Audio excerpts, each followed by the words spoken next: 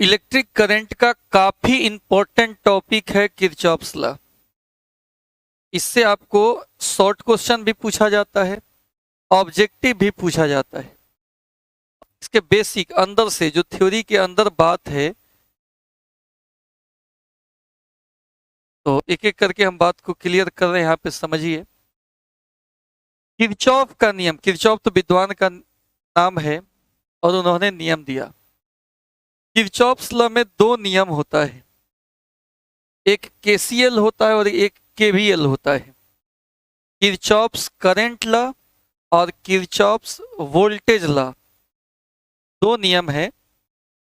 दोनों को बारी बारी से हम लोग पढ़ेंगे। पहले जान लेते हैं इस किरचॉफ्स लॉ में दो अलग अलग नियम कौन कौन सा है जो हम लोग को पढ़ना है।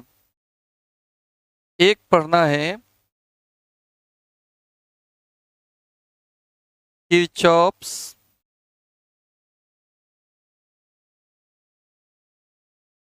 Current law, Kirchhoff's current law, जिसको के सी एल बोलते हैं, या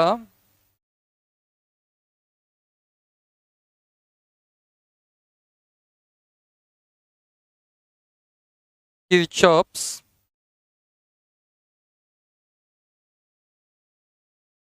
जंक्शन लॉ।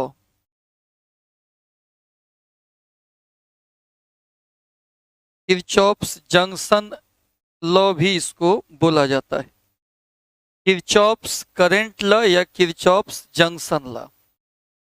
दूसरा है, ये बड़ा यहां लिखेंगे, किरचॉफ्स वोल्टेज लॉ, जिसको शॉर्टकट में केवीएल कहा जाता है, या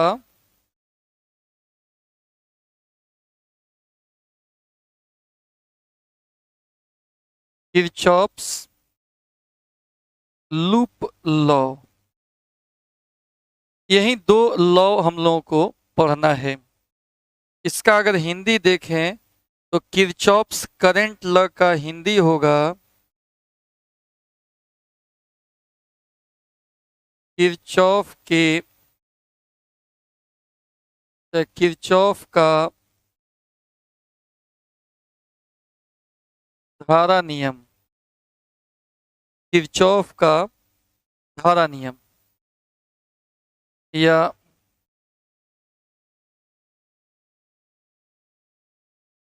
किरचॉफ का जंक्शन नियम या संधि नियम, संधि नियम। और इसका हिंदी देखें तो इसका हिंदी है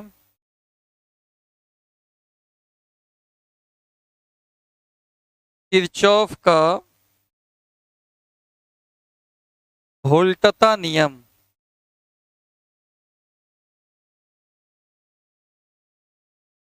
या किरचॉफ का लूप नियम।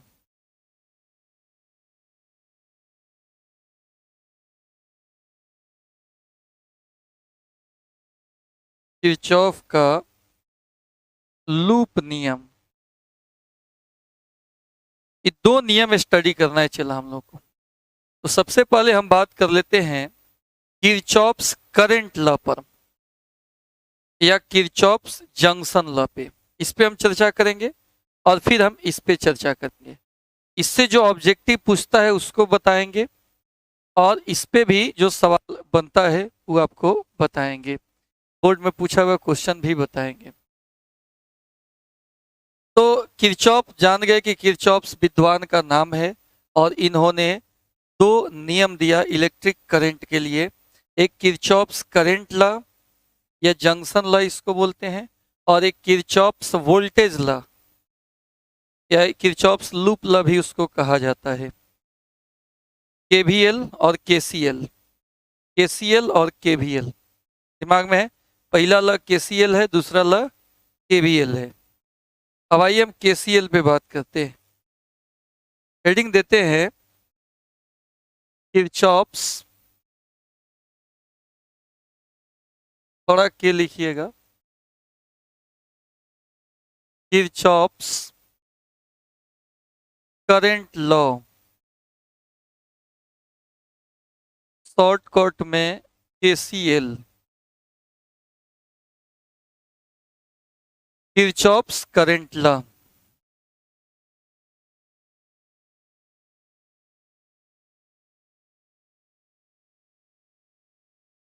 किरचॉफ का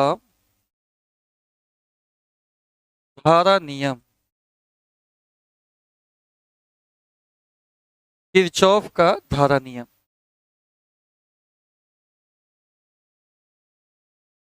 इसको देखिए, the algebraic sum of currents at a junction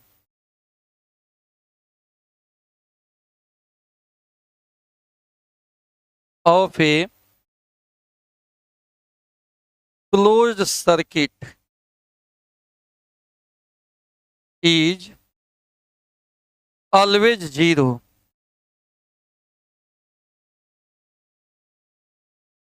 समझिए, the algebraic sum of current at a junction, currents at a junction of a closed circuit is always zero। जो करंट होगा किसी junction पे, किसी संधि पे, उस करंट का एल्जेब्रिक सम शून्य होता है बंद परिपथ के लिए।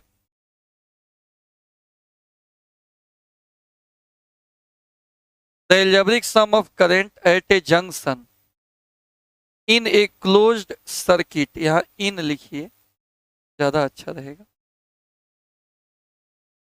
हिंदी हो गया,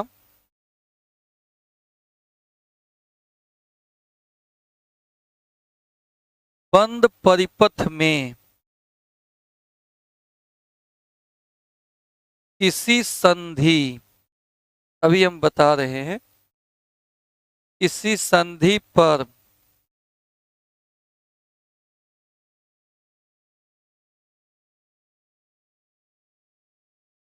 धाराओं का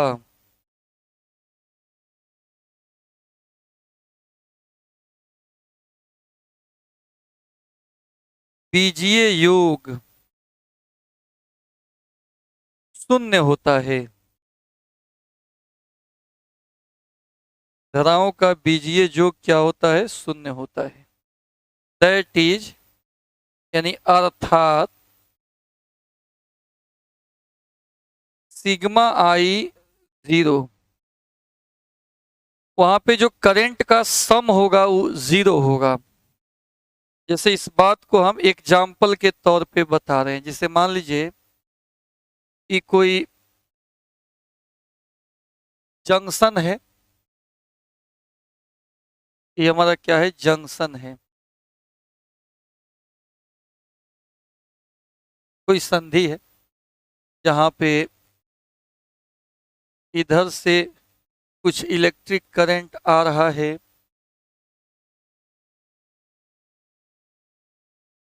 यहां से कुछ इलेक्ट्रिक करंट आ रहा है,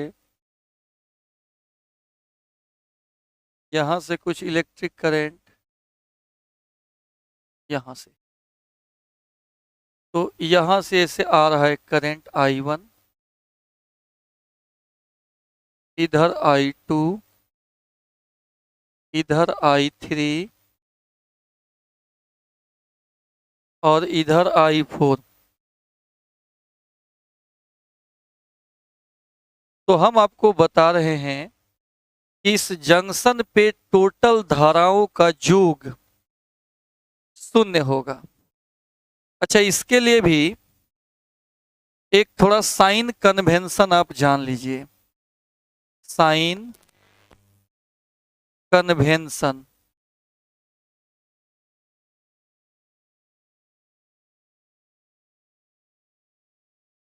साइन कन्वेंशन, चिन्ह परिपाटी।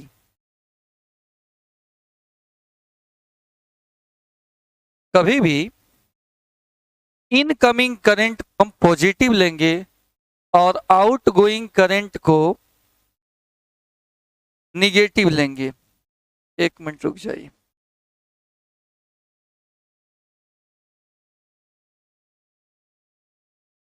यहां पे हम लिख दे रहे हैं इनकमिंग करंट। इनकमिंग करंट को आपको पॉजिटिव लेना है और आउटगोइंग करंट इसको नेगेटिव लेना है। इतना बात आप याद रखिएगा।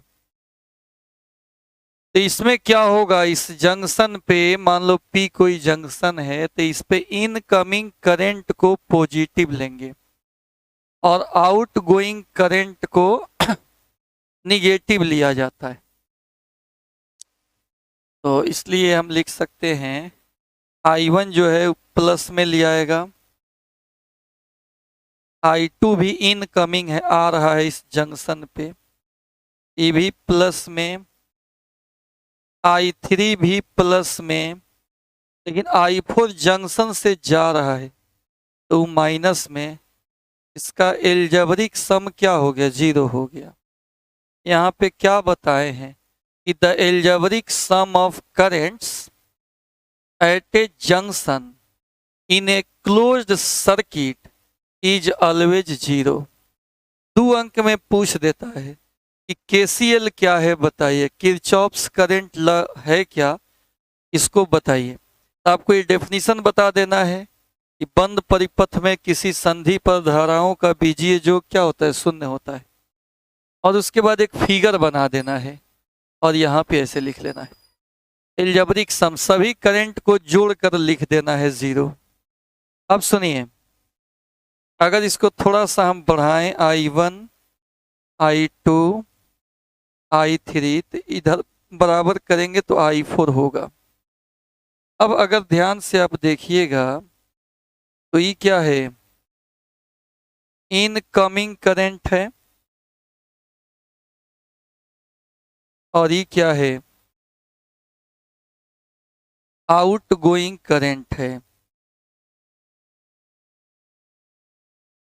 तो ये भी आप कह सकते हो कि केसीएल में इनकमिंग करंट आउटगोइंग करंट के बराबर होता है। नोट में लिख लेंगे इन KCL Kirchhoff's current law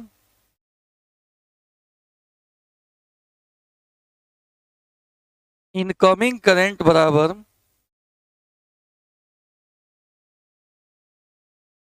outgoing current, incoming current बराबर आउटगोइंग करंट।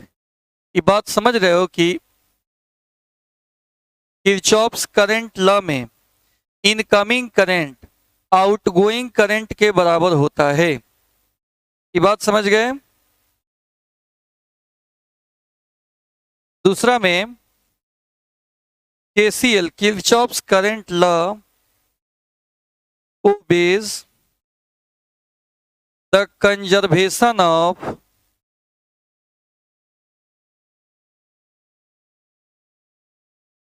चार्ज, आवेश के संरक्षण नियम का पालन करता है। यानी किसी जंक्शन पे खुद से आवेश न क्रिएट होगा न डिस्ट्रॉय होगा, जितना आवेश आता है वो दूसरे जगह फिर ट्रांसफर कर देता है। तो लिख देंगे किरचॉफ्स करंट लॉ आवेश के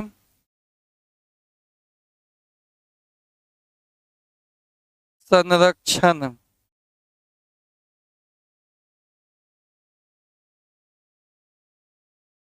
नियम का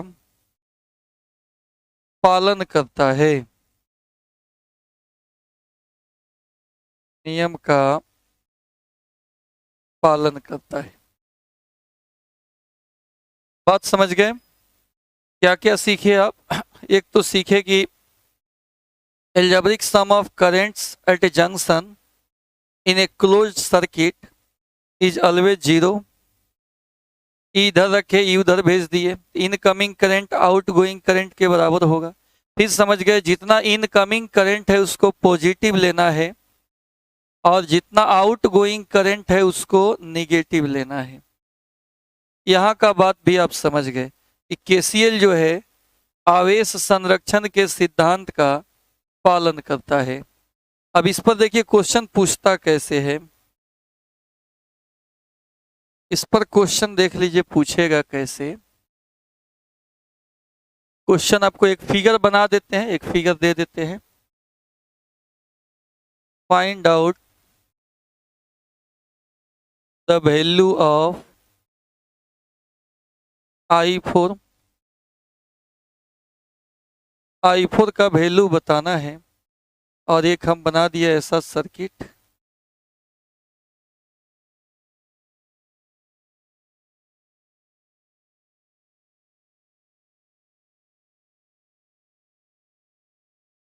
बीस एम्पियर का करंट यहां से आ रहा है, 10 एम्पियर का करंट यहां से आ रहा है और 16 एम्पियर का करंट यहाँ इधर से जा रहा है और ये I4 है। ये I1 हो गया 20 ampere, I2 10 ampere, I3 16 ampere, I4 कितना होगा? ये बनेगा तुम लोग से कमेंट करके बताओ, ये बनेगा कि नहीं, ये बनेगा कि नहीं बताया जाए।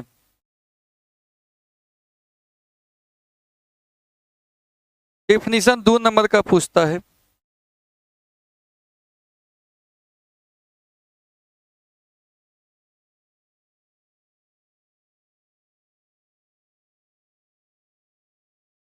डेफिनेशन 2 अंक का पूछता है।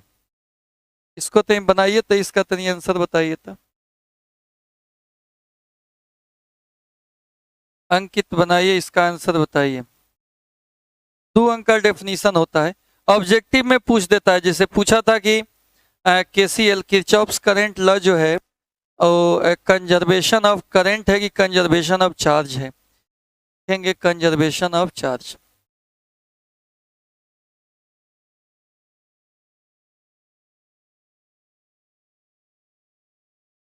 राहुल करे 46 होगा, स्वाति करे सर बनेगा, बना के देखो।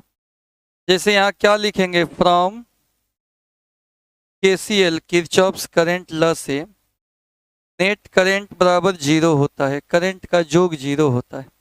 तो जोड़िए, 20 एम्पियर है, I1 I2 I3 सब जंक्शन के तरफ जा रहा है, इनकमिंग करंट है, ये सब प्लस में I4 माइनस में बराबर 0। I1 का मान कितना है, 20 एम्पियर है, 20, I2 हो गया 10, I16 माइनस I4 बराबर 0। 20 10 30 10 46 माइनस I4 बराबर 0, इसलिए I4 कितना हो जाएगा, 46 एम्पियर हो जाएगा। यानी I4 कितना आ जाएगा, 46 एम्पियर होगा। ठीक है, इतना बात समझ गए जी। तो सैटरडे है आज, कल संडे है, कल भी हो सकता है तो इसका क्लास हम लेंगे जिसमें केवीएल पढ़ा देंगे, किरचॉफ्स वोल्टेज लॉ। आज किरचॉफ्स करंट लॉ पढ़ाए, इसको आप कॉपी में लिख लीजिएगा। आज इतना ही रहने देते हैं, फिर मिलते हैं अगले class. Thank you, good night.